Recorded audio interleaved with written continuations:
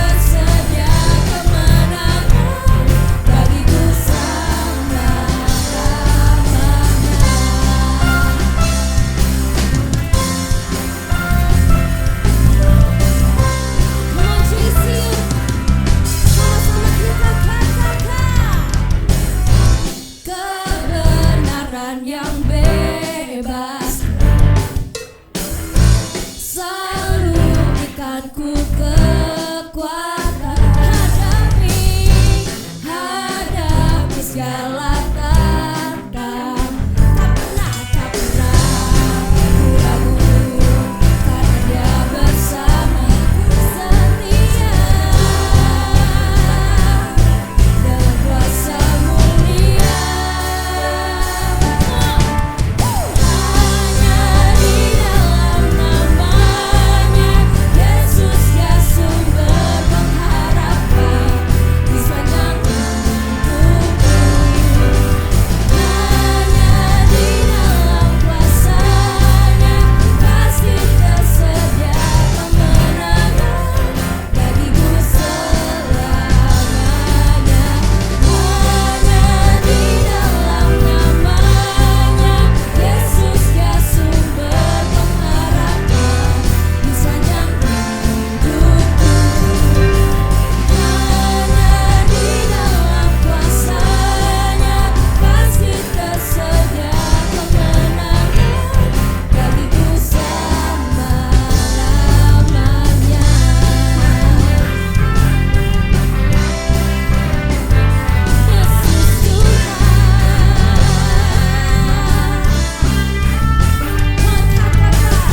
dalam namanya ada pengharapan, dalam kuasanya kemenangan. Dalam namanya ada pengharapan, dalam kuasanya kemenangan.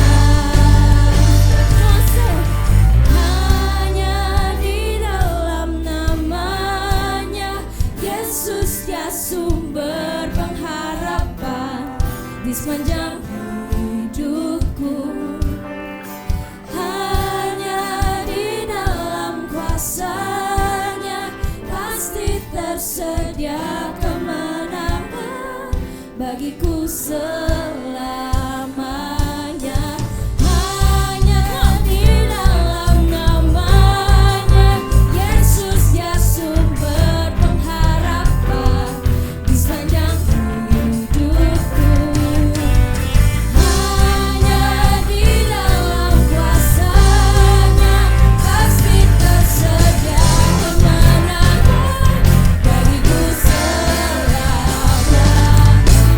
Hanya di dalam namanya Yesus ya sumber pengharapan di sepanjang hidupku. Hanya di dalam kuasanya pasti tersedia kemenangan bagiku selama-lamanya.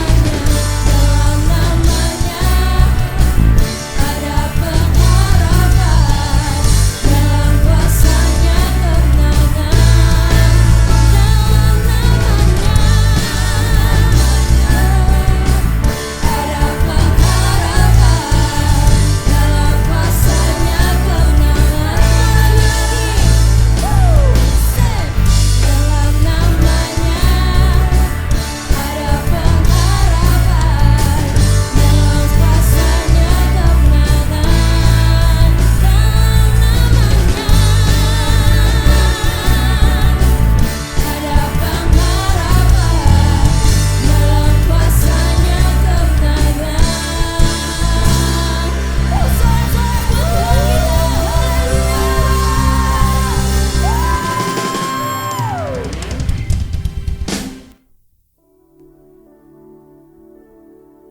Kami bersyukur Tuhan buat kasih-Mu. Kami bersyukur kami punya Allah seperti Engkau Tuhan, Allah sumber jawaban kami, Allah gunung batu kami, Allah tempat perlindungan kami. Terima kasih Tuhan, terima kasih. Kami mau bernyanyi bagi-Mu Tuhan hari ini Tuhan. Kami mau naikkan penyembahan kami, kami mau naikkan syukur kami Tuhan Yesus. Oh, terima kasih.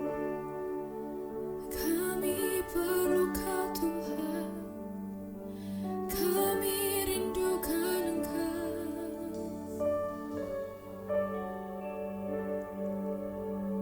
Terima kasih Tuhan. Mari Jisi Kasih dan Youth, siapkan hatimu. Mari angkat tanganmu hari ini. Mari sama-sama katakan,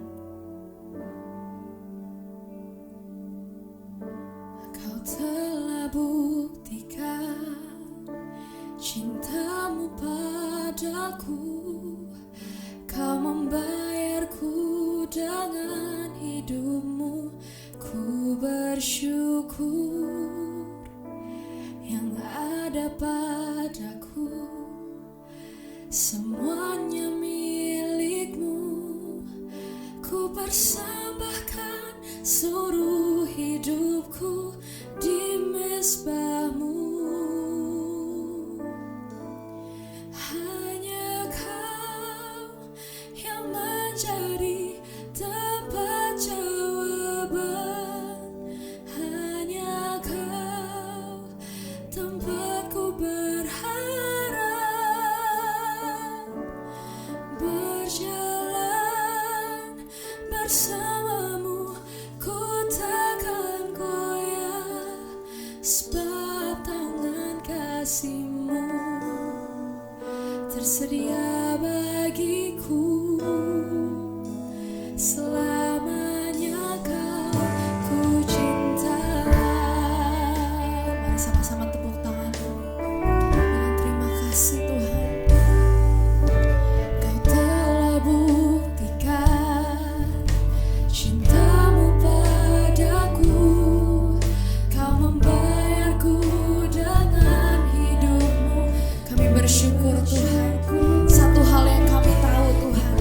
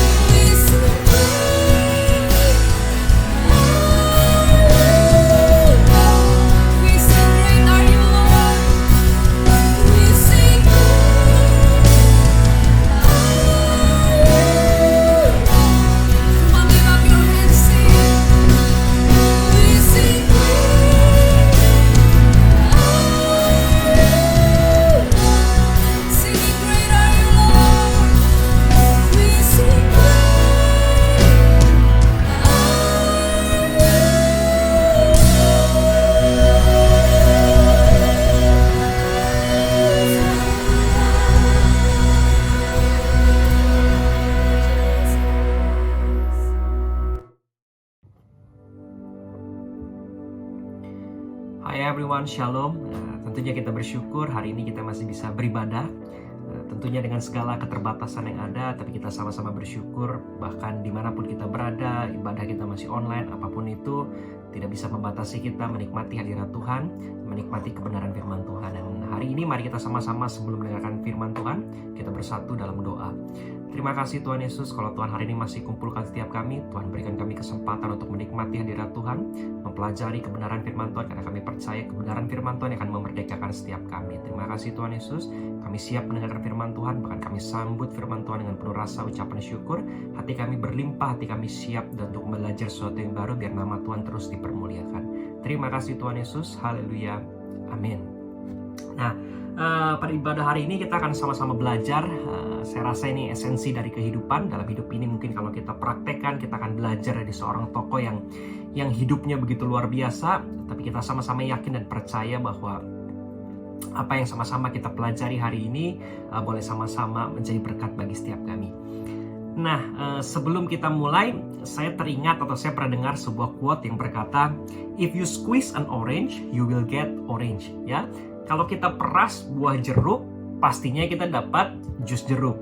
Dan pertanyaannya sama, ketika hidup kita diperas dengan segala tekanan yang ada, dengan segala permasalahan kehidupan ini, apa yang keluar dari hidup kita? Ya, kalau hidup kita ini diperas dengan begitu masalah, mungkin saat ini kita banyak masalah, apa yang kita dapat dari hidup kita ini? Apakah keluar ketika diperas ucapan syukur? Apakah keluar komplain, apakah keluar kemarahan, atau sebetulnya keluar sesuatu yang positif dalam hidup kita? Dan saya yakin percaya, bukan satu kebetulan kalau hari ini ada tema yang diberikan Speaking Life, kita sama-sama belajar bahwa kita perkatakan bahwa hidup kita begitu luar biasa. Apapun keadaannya, apapun kondisinya, kita yakin percaya. Alkitab ingat, Alkitab ajar bahwa segala sesuatu Tuhan jadikan baik. Bahkan Allah turut bekerja dalam segala sesuatu untuk mendatangkan kebaikan bagi kita semua. Dan hari ini kita akan belajar sama-sama firman Tuhan dari kehidupan seorang tokoh Alkitab yang buat saya pribadi begitu spesial. Ya, kita akan belajar dari seorang tokoh yang mungkin sudah kita sering sama-sama, bahkan dari sekolah minggu ceritanya banyak kita dengar, tapi tanpa kita sadari justru lewat kehidupan seorang tokoh ini kita akan sama-sama diberkati oleh kebenaran firman Tuhan. Nah, hari ini kita akan belajar dari seorang tokoh yang bernama Raja Daud. Ya, ini kenapa tokoh ini begitu spesial? Karena buat saya pribadi tokoh ini spesial again karena imannya, karena karya-karya besar yang Tuhan nyatakan dalam hidupnya. Tapi bukan dari itu aja, dia adalah salah satu tokoh ya yang di Alkitab yang dimention atau disebutkan baik dalam Perjanjian Lama maupun dalam Perjanjian Baru. Dan bukan hanya itu saja, si Raja Daud ini dikenal sebagai seseorang yang berkenan di hati Tuhan, ya, a man after God's own heart, ya. Dan itu dikatakan bukan hanya di Perjanjian Lama, tapi juga di Perjanjian Baru. 1 Samuel 13 ayat yang ke-14, tetapi sekarang kerajaanmu tidak akan tetap, Tuhan telah memilih seorang yang berkenan di hatinya, a man after my own heart. Dan Tuhan telah menunjuk dia menjadi raja atas umatnya, karena engkau tidak mengikuti apa yang diperintahkan Tuhan kepadamu. Ya, di sini Tuhan pilih Daud menjadi raja, menggantikan Saul. Dia dikatakan bahwa Daud adalah seseorang yang berkenan di hatinya Tuhan, a man after my own heart. Tapi bukan hanya di Perjanjian Lama, juga di Perjanjian Baru. Setelah Saul disingkirkan, Allah mengangkat Daud menjadi raja mereka. Tentang Daud, Allah telah menyatakan, aku telah mendapat Daud bin Isai, seorang yang berkenan di hatiku, a man after my own heart, dan yang melakukan segala kehendakku. Kisah Para Rasul 13 ayat yang ke-22. Padahal sebenarnya kalau kita lihat siapakah Daud? Padahal sebenarnya mungkin kalau kita pikir, kok bisa ya Daud dikatakan seseorang yang berkenan di hadapan Tuhan? Padahal kalau kita lihat Daud ini sebagai seorang suami, dia jatuh ke dalam dosa. Ya, kita tahu ceritanya sebagai suami dia jatuh dalam dosa perzinahan, ya. Kita sama-sama tahu ceritanya. Bahkan sebagai ayah, dia pun juga dalam tanda kutip gagal. Kita tahu salah satu putranya, Absalom, memberontak terhadap ayahnya. Bahkan dia berniat menggulingkan atau menjadi raja menggantikan ayahnya. Dan sebagai raja juga dia pernah dicatat di Alkitab membuat suatu kesalahan, di mana saat itu Daud coba mengadakan perhitungan jumlah tentara atau pasukan pada saat itu, yang kita tahu ceritanya ternyata itu membuat atau membangkitkan amarah Tuhan, ya. Sebagai manusia, sebagai suami tentunya Daud bukan yang sempurna. Sebagai ayah pun dia juga bukan yang sempurna. Dan bahkan sebagai raja pun dia juga buat kesalahan. Tapi ternyata Bapak Ibu Saudara, Alkitab tetap catat bahwa Daud adalah seseorang yang berkenan di hati Tuhan. Ya, hari ini pesan Tuhan, ya siapapun kita, mungkin kita gagal ya sebagai anak, sebagai pemuda, sebagai siswa atau yang bekerja dimanapun kita berada, mungkin kita pernah melakukan kesalahan. Tapi jangan takut ya, Allah kita Allah penyayang, Allah panjang sabar.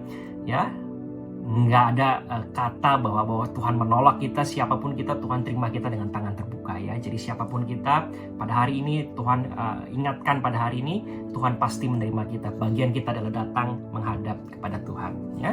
Dan ternyata, dan saya coba melihat, mengerti, karena sebetulnya yang Tuhan lihat itu bukan apa yang kita lakukan ya, tapi Tuhan melihat hati kita. Ya, mungkin Daud jatuh dalam dosa, ya mungkin Daud sebagai suami, sebagai ayah, sebagai raja dia jatuh, dia gagal. Tapi dari awal Tuhan sudah melihat hatinya Daud ya. Makanya saya ngerti kenapa Tuhan berkata bahwa Daud adalah seseorang yang berkenan di hatinya. 1 Samuel pasal yang ke-16 ayat ke-6 sampai 7, tetapi berfirmanlah Tuhan kepada Samuel, janganlah pandang parasnya atau perawakan yang tinggi, sebab aku telah menolaknya. Bukan yang dilihat manusia, yang dilihat alam, manusia melihat apa yang di depan mata, tetapi Tuhan melihat hati. Ya, saya ingat ketika saat itu Daud mau diurapi, ya dari awal Tuhan sudah pesan kepada Samuel, jangan lihat fisik, jangan lihat latar belakang, jangan lihat apa yang kita lakukan, jangan lihat itu semua. Ya, sebab manusia melihat apa yang di depan mata, tapi Tuhan melihat hati ya. Mari ketika kita bicara kehidupan ini, nomor satu yang Tuhan lihat adalah hati kita ya. Amsal juga berkata, jagalah hatimu dengan segala kewaspadaan, karena dari situlah terpancar kehidupan. Jadi hari ini yang mau sama-sama kita ingatkan atau kita pelajar, berbicara kehidupan yang paling penting esensinya adalah menjaga hati. Ya, seringkali kita jatuh dalam dosa, seringkali kita gagal melakukan segala sesuatu, tapi kalau kita punya sikap hati yang benar di hadapan Tuhan, Tuhan pasti masih bisa pakai kita. Tuhan masih mengasihi kita, dan banyak yang bisa Tuhan lakukan karena Tuhan melihat sikap hati kita. Ya, di hadapan Tuhan hatimu berharga, di hadapan Tuhan hatimu segala-galanya, bukan soal harta, bukan kepribadianmu, bukan kemampuanmu, bukan latar belakangmu, bukan dosamu, bukan sejarahmu, bukan apapun itu, tapi di hadapan Tuhan sikap hatimu yang menentukan. Sama seperti Daud dari awal, ketika Tuhan bicara pada Samuel untuk mengurapi Daud, Tuhan sudah ingatkan, jangan lihat fisiknya, tapi lihat hatinya ya. Dan hari ini berbicara kehidupan, mari sama-sama kita lihat bagaimana sikap hati kita dalam menghadapi kehidupan ini. Ya, ketika hidup kita diuji, ditekan, dipres, apa yang keluar dari kehidupan kita, sikap hati kita yang terpancar yang seperti apa ya. Hari ini kita akan belajar 3 sikap hati Daud, atau tiga respon ya, atau 3 perilaku yang bisa kita contoh dalam mengarungi kehidupan ini. Ya, dan yang pertama yang sama-sama kita pelajari, tentunya dari tadi disinggung ya, Daud menggantikan Raja Saul, dan hari ini kita akan sama-sama belajar. Tentunya dua-duanya diperhadapkan pada kondisi yang sama, tapi dua-duanya memiliki sikap hati yang berbeda. Dan saya percaya sikap hati Daud yang membuat Tuhan memilih mengurapi dia menjadi raja, itu yang akan kita pelajari ya. Mari sama-sama kita belajar atau kita lihat dari kisah perbandingan yang pertama. Kita bicara mengenai Daud dan Saul ya. Kalau dilihat nanti mungkin di layar ada slide-nya. Nah, dua-duanya ini diperhadapkan pada kondisi yang sama. Dua-duanya itu pada saat hendak dipilih, diurapi, ditahbiskan menjadi raja. Ya, kita tahu ceritanya, Saul dipilih menjadi raja, dan kemudian Daud juga dipilih dan diurapi menjadi raja. Nah, dua-duanya diurapi, dua-duanya dipilih Tuhan, tapi ternyata dua-duanya memiliki sikap yang berbeda ya. Kita tahu ceritanya, pada saat itu Samuel datang kepada Isai, lalu Samuel minta, tampilkan semua anak-anakmu ya, sebab Tuhan akan memilih salah satu daripada anakmu itu. 1 Samuel pasal yang ke-16 ayat yang ke-11. Lalu Samuel berkata kepada Isai, inikah anakmu semuanya?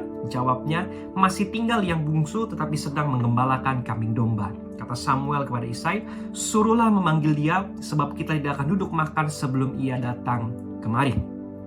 Ya, ini Daud ketika mau dipilih ya. Nah, kita lihat Saul ya, ketika dia mau dipilih, itu diambil dari 1 Samuel pasal yang ke-10 ayat yang ke-22 kemudian 27. Sebab itu ditanyalah pula lah kepada Tuhan, apa orang itu juga datang kemari? Tuhan menjawab, sesungguhnya ia bersembunyi di antara barang-barang. Tetapi orang-orang Dursila berkata, masakan orang ini dapat menyelamatkan kita? Mereka menghina dia dan tidak membawa persembahan kepadanya, tetapi ia pura-pura tuli. Lihat ya, dua-duanya dipilih Tuhan. Dua-duanya kita lihat Daud itu dipandang quote unquote ya nggak dianggap sama ayahnya. Ya harusnya saat itu ayahnya menampilkan semua anaknya, tapi dia justru umpetin Daud dengan alasan tertentu. Tentunya dia tidak mungkin saja dia tidak memiliki keyakinan ya kalau Daud akan dipilih menjadi raja, mungkin karena masih muda dan lain sebagainya. Seorang ayah yang harusnya berlaku adil kepada anaknya, karena Daud juga anaknya dan berhak untuk ditampilkan kepada Samuel sebab Tuhan mungkin saja memilih dia, tapi dalam tanda kutip Daud disembunyikan atau tidak dianggap, tidak dipandang. Sama ketika Saul pun juga demikian ya, ketika Tuhan juga sampaikan ini loh Saul yang nantinya menjadi raja, orang-orang malah anggap remeh ya. Alkitab berkata, orang-orang Dursila berkata, masakan orang ini dapat menyelamatkan kita? Ya, orang-orang pun juga ragu kepada Saul. Dan kita tahu yang terjadi adalah Saul bersembunyi dan Saul pura-pura tuli. Lihat ya, berbeda ya. Dua-duanya diperhadapkan pada kondisi yang sama, dua-duanya juga dianggap remeh, tidak dipandang sebelah mata. Tapi kita akan belajar sikap hati seperti apa Daud yang miliki. Semuanya diuji atau semuanya terjadi pada satu titik di mana ada kisah pertempuran antara Daud dan Goliat. 1 Samuel pasal yang ke-17 ayat ke-32 dan 33 dan ayat yang ke-46.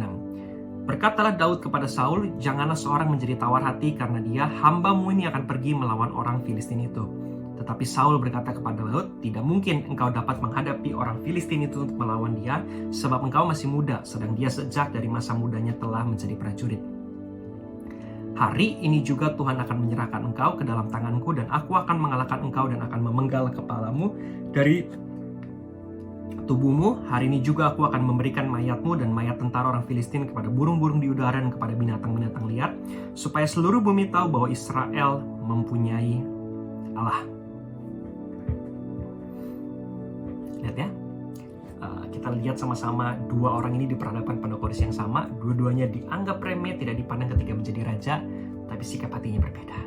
Ketika dihadapkan pada satu pertempuran besar, ya, bangsa Israel harus menghadapi bangsa Filistin, pertandingan 1 lawan 1, perwakilan bangsa Israel menghadapi Goliat, raksasa yang besar. Daud memiliki keyakinan, dia yakin, ya, jangan kamu takut, sebab Tuhan akan memberikan kemenangan, aku akan mengalahkan orang ini. Berbeda dengan Saul. Daud bilang apa? Jangan tawar hati, sebab aku, hambamu ini akan pergi menghadapi orang Filistin itu. Tapi Saul berkata kepada Daud, tidak mungkin kamu bisa, kamu terlalu muda dan lain segala macam. Tapi Daud dengan keyakinan apa? Hari ini juga Tuhan akan menyerahkan engkau ke dalam tanganku. Dan Daud akan mengalahkan Goliat. Dan akan dinyatakan bahwa Israel mempunyai Allah yang besar.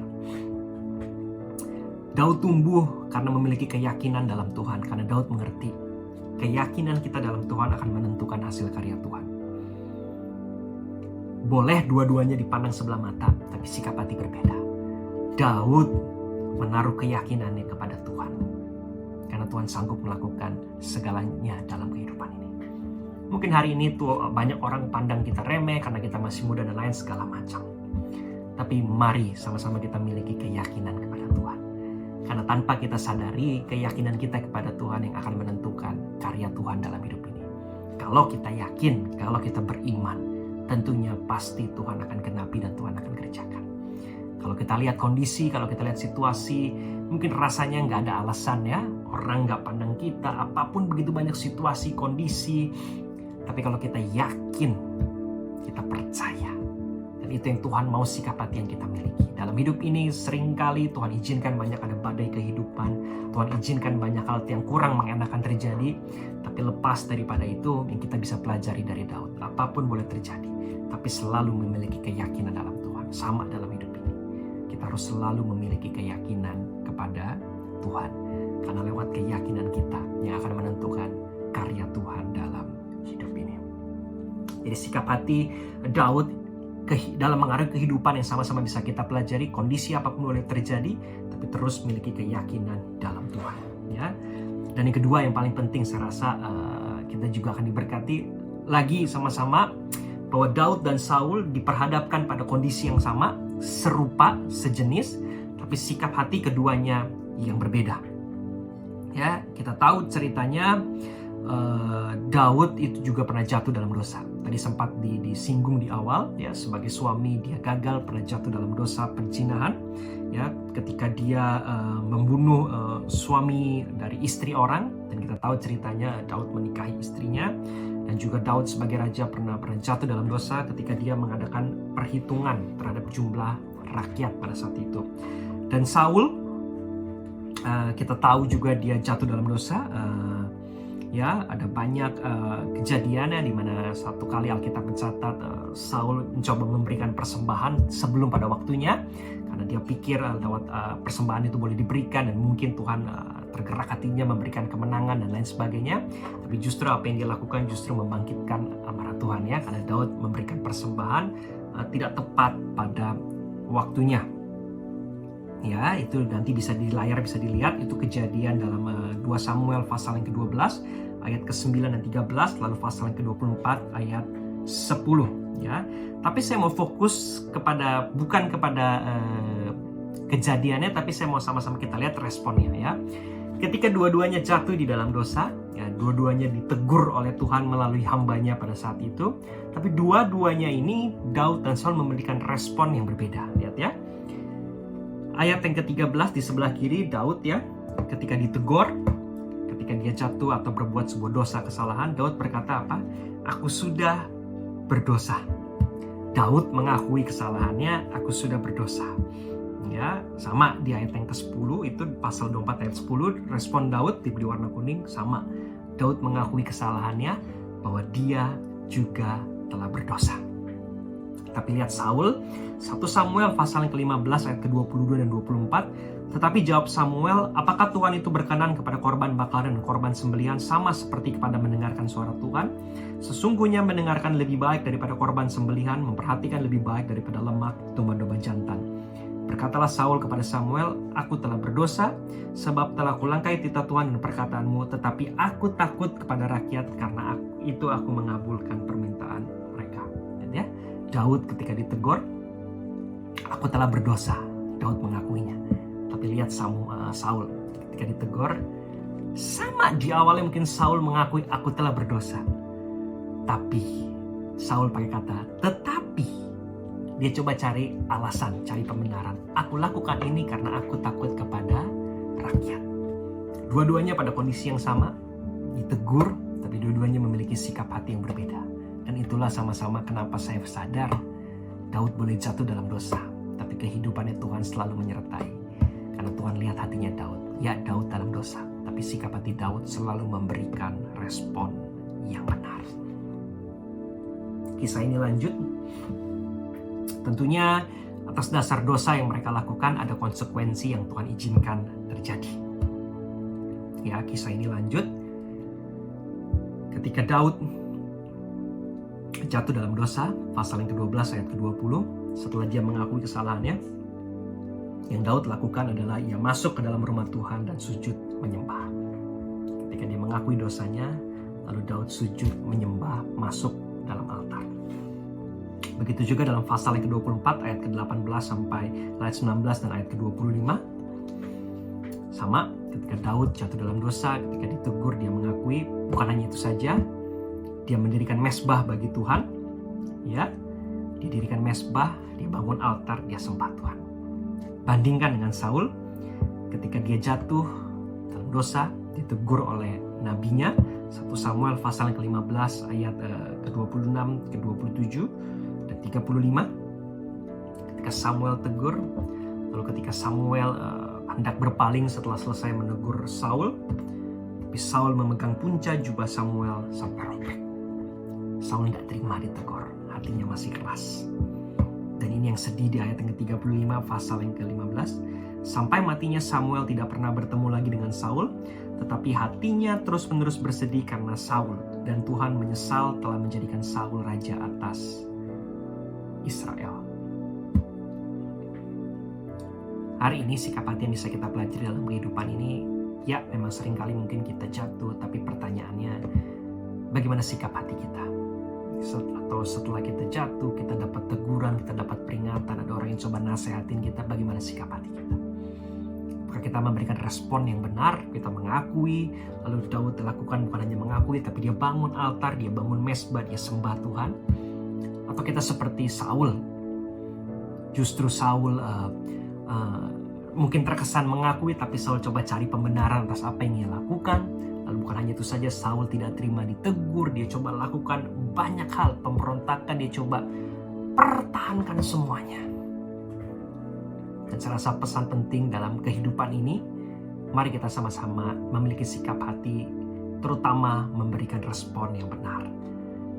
Karena kadang-kala respon kita akan menentukan perkenanan Tuhan. Ya, ketika Daud memberikan respon yang benar, Tuhan masih menyertai Raja Daud. Tapi ketika kita memberikan respon yang salah, maka Alkitab dengan jelas berkata bahwa maka menyesallah Tuhan telah memilih Saul menjadi raja. Dan saya tutup lewat sikap hati terakhir yang sama-sama mungkin bisa kita pelajari ya dalam mengarungi atau kehidupan ini. Sama, dua-duanya diperhadapkan pada kondisi yang sama. Tentunya sebagai raja, mereka harus terima pada satu titik bahwa raja harus turun dan akan digantikan oleh penerusnya. Ya, biasanya umumnya adalah keturunannya, anaknya yang akan meneruskan, menggantikan posisi ayahnya menjadi raja. Sama ketika 1 Tawarik pasal yang 17 ayat keempat, 28 dan ayat yang ke-11. Pergilah katakanlah kepada hambaku Daud, beginilah firman Tuhan, bukan engkau yang akan mendirikan rumah bagiku untuk diami. Lalu Daud menyerahkan kepada Salomo rancangan pembangunan bait Allah itu serta segala ruangannya, yaitu tempat perbendaharaan, ruang-ruang atas, ruang-ruang dalam, dan ruang kudus tempat menaruh tutup pendamaian. Kita tahu akhir ceritanya, Tuhan tidak memilih Daud untuk membangun bait suci, bait Allah, tapi bait suci dan bait Allah itu akan dibangun oleh keturunannya. Dan kita tahu Salomo yang nantinya akan meneruskan melakukan pembangunan bait suci. Sama dengan Saul, tiba pada satu titik Tuhan bilang kamu tidak akan menjadi raja lagi, dan Tuhan akan memilih, akan menggantikan, memilih seorang raja menggantikan kamu. 1 Samuel pasal yang ke-18 ayat yang ke-8, kemudian akan lanjut ke ayat yang 25. Bangkitlah amarah Saul dengan sangat, dan perkataan itu menyebalkan hatinya sebab pikirnya, kepada Daud diperhitungkan mereka berlaksa-lasa, tetapi kepadaku diperhitungkan dia beribu-ribu. Akhir-akhirnya jabatan raja itu pun jatuh kepadanya. Ketika Saul tahu bahwa jabatan akan jatuh kepada Daud, lalu bangkitlah amarah Saul dengan sangat. Kemudian berkatalah Saul, beginilah kamu katakan kepada Daud, raja tidak menghendaki mas kawin selain daripada 100 kulit katan orang Filistin sebagai pembalasan kepada musuh raja. Saul bermaksud untuk menjatuhkan Daud dengan perantaraan orang Filistin. Ketika dua-duanya Tuhan izinkan bahwa ini akhir dari masa pemerintahan, ada sesuatu hal yang mungkin tidak bisa kamu lakukan. Ketika Tuhan bilang Daud, kamu tidak bisa bangun bait suci, ya karena tanganmu sudah menumpahkan banyak darah dan lain sebagainya. Dan lihat, ketika Daud tahu dia harus mundur dan harus diteruskan oleh anaknya, Daud belajar untuk melepas semuanya, percaya kepada Tuhan. Daud tidak coba pertahankan, kalau memang itu bukan bagiannya Daud persiapkan. Maka Alkitab dengan jelas berkata, Daud siapkan semua kebutuhan sehingga nanti anaknya Salomo tinggal eksekusi. Lain halnya dengan Saul. Ketika dia tahu bahwa Daud akan kelak menggantikannya menjadi raja, Alkitab berkata bahwa bangkitlah amarah Saul. Saul coba pikirkan segala cara untuk mempertahankan posisinya, jabatannya, kedudukannya.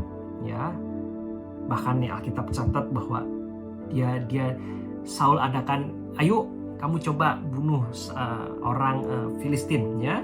Coba berikan 100 kulit katan orang Filistin. Karena dia berharap mungkin Daud akan kalah, akan tewas ketika dia mengumpulkan 100 kulit katan tersebut. Saul coba pikirkan banyak cara untuk mempertahankan posisinya. Dan sikap hati yang bisa kita pelajari Daud di penghujung masa pemerintahannya atau yang bisa kita pelajari bahwa ada kalanya kita belajar untuk melepaskan dan mengikuti kehendak Tuhan.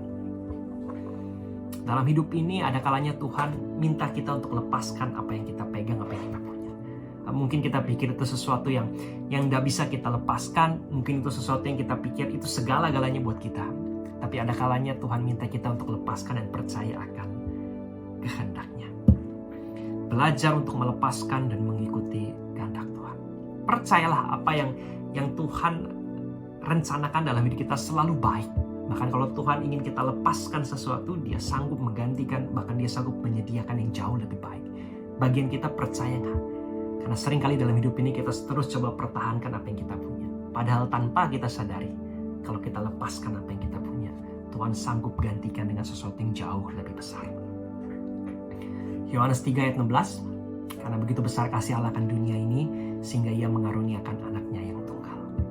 Dan itu adalah pertunjukan kasih terbesar di mana Allah Bapa mengizinkan Yesus turun ke dunia ini, bahkan harus mati di kayu salib untuk kita semua. Bayangkan kalau saat itu semuanya pertahankan, gak ada itu, saya rasa mungkin sia-sia iman kepercayaan kita ya. Tapi kita justru bersyukur, pertunjukan kasih terbesar ketika Allah Bapa mengaruniakan anak yang tunggal bagi setiap kita, sehingga semua yang percaya kita beroleh hidup yang kekal.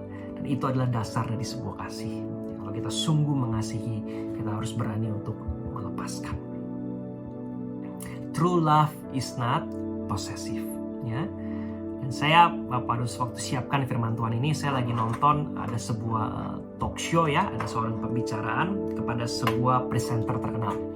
Jadi presenter ini dia sudah memandu acara sekian puluh musim, season ya, kalau nggak salah 10 tahun 10 season. Lalu di season yang berikutnya dia tiba-tiba mundur jadi pembawa acara, jadi hostnya. Ketika dia tanya sama pembawa acara talk show, dia tanya, kamu kenapa mundur dari acara ini yang sudah membesarkan nama kamu, acara yang kamu bangun di awal karirmu, dan bahkan acaranya sampai ngetop, sampai masuk ke level dunia dan lain sebagainya. Lalu dia bilang gini, saya sadar 10 tahun saya berkarya di acara ini, saya lihat kayaknya waktunya saya harus step down, dan ada seseorang yang jauh lebih muda yang bisa fresh, yang bisa membawa fresh perspektif di acara ini. Padahal kan itu, kata talk show-nya itu kan membesarkan namamu, kamu pasti masih bisa. Tapi dia bilang gini, yang membuat saya diberkati. Dia bilang ada kalanya pada satu titik kita harus melepaskan dan memberikan kepada orang lain. Saya nggak mau di ujung karir saya dikenal gagal karena mungkin di penghujung acara fans sudah bosan lihat saya, membuat saya terkesan jelek di ujung karir saya, dan itu saya dikenal gara-gara itu. Lebih baik saya dikenal nanti karena saya melepaskan tongkat acara ini kepada orang lain, dan ternyata orang yang tersebut bisa sukses, dan saya pun dikenal terus sepanjang masa. Karena dia belajar bahwa true love is not possessive. Justru karena saya mengasihi acara ini dan para fans, saya lepaskan ini karena saya yakin percaya ada orang muda yang baru, yang lebih fresh, yang bisa melakukan jauh lebih baik daripada saya. Dan dalam hidup ini Tuhan mau kita memiliki sikap hati yang dewasa, yang seperti itu. Ada kalanya kita harus belajar untuk melepaskan. Mungkin sesuatu yang udah kita pegang, sesuatu yang kita pikir berharga, tapi ada kalanya Tuhan bilang, belajar untuk melepaskan dan mengikuti kehendak Tuhan. Amin. Saya coba rangkum kebenaran firman Tuhan pada hari ini. Ya, bicara kehidupan, tentunya bicara mengenai sikap hati. Dan lewat kisah Daud, sikap hati yang bisa kita pelajari adalah selalu memiliki keyakinan dalam Tuhan. Apapun kondisimu, apapun itu, selalu memiliki keyakinan dalam Tuhan. Dan yang kedua, selalu memiliki respon yang benar dalam kehidupan ini. Ada kalanya kita jatuh, ada kalanya kita berbuat kesalahan, ada kalanya kita mengambil keputusan yang salah, tapi ada kalanya juga kita harus memberikan respon yang benar ya. Kita mengakui kesalahan kita di hadapan Tuhan, bukan hanya itu saja. Kita bangun altar, kita sembah Tuhan, kita lakukan apa yang menyenangkan hati Tuhan. Dan yang ketiga, belajar untuk melepaskan dan percaya ikut akan kehendak Tuhan. Selamat hari Minggu, Tuhan Yesus memberkati. Mari kita satu dalam doa. Terima kasih Tuhan buat kebenaran firman Tuhan hari ini. Tuhan ingatkan kami terus Tuhan untuk menjaga sikap hati kami yang benar, yang berkenan di hadapan Tuhan. Sama ketika Tuhan berkata bahwa Daud adalah seseorang yang berkenan di hadapan Tuhan, karena hatinya berkenan di hadapan Tuhan. Dan lewat kisah Daud kami belajar untuk terus selalu memiliki keyakinan dalam Tuhan, untuk belajar untuk selalu memberikan respon yang benar dalam hidup ini, karena kami percaya bahwa respon Tuhan akan menentukan perkenanan Tuhan.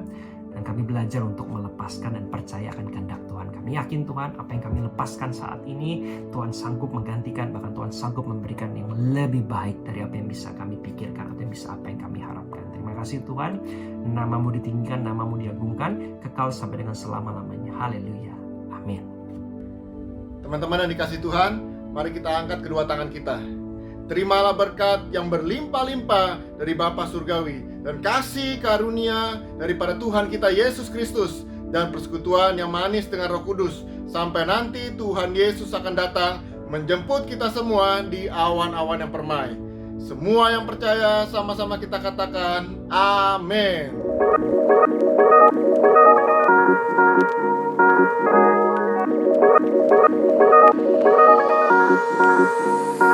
Come on.